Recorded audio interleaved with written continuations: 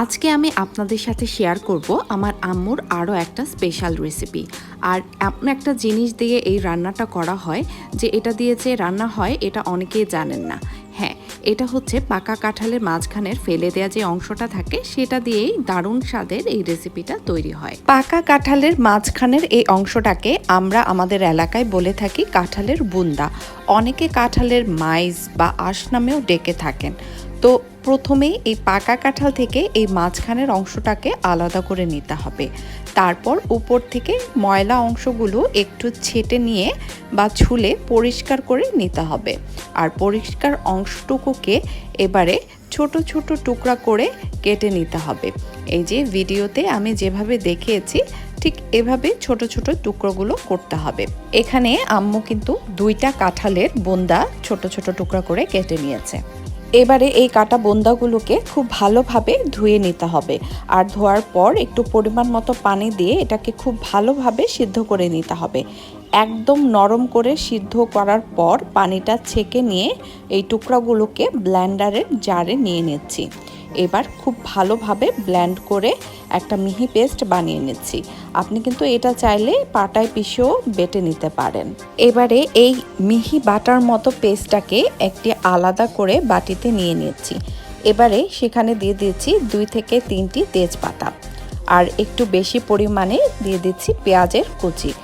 দিচ্ছি 2 চা চামচের মতো লবণ, 2 চা চামচ হলুদের গুঁড়া, দিচ্ছি 3 চা চামচের মতো মরিচের গুঁড়া, 2 চা চামচ ধনিয়া গুঁড়া, 2 চা চামচ আদা বাটা, 1.5 চা চামচ রসুন বাটা।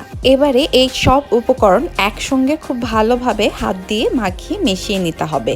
উল্টে পাল্টে খুব ভালোভাবে একটু সময় নিয়ে কিন্তু মাখাতে হবে যেন মশলাগুলো সব দিকে সমানভাবে মিশে যায়। এবারে একটি কড়াইয়ে একটু বেশি পরিমাণে তেল দিয়ে তেলটাকে গরম করে নিতে হবে।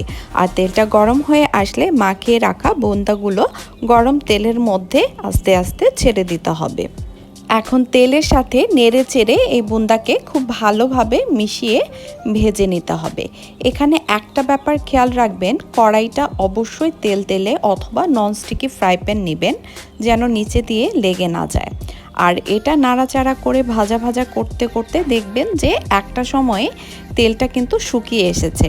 তখন মাঝখানে একটু জায়গা করে আবার পরিমাণ মতো একটু বেশি করে তেল ঢেলে নেবেন এবং এরপর আবারও তেলের সাথে খুব ভালোভাবে নেড়েচেড়ে ভাজা ভাজা করবেন।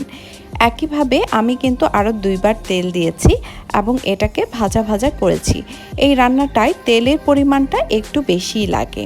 যখনই দেখবেন যে বোন্দা তেল শুষে নিয়ে ড্রাই হয়ে গিয়েছে তখনই একটু তেল ঢেলে দিয়ে নিতে হবে যেন রান্নাটা একদমই তেলতেলে হয়।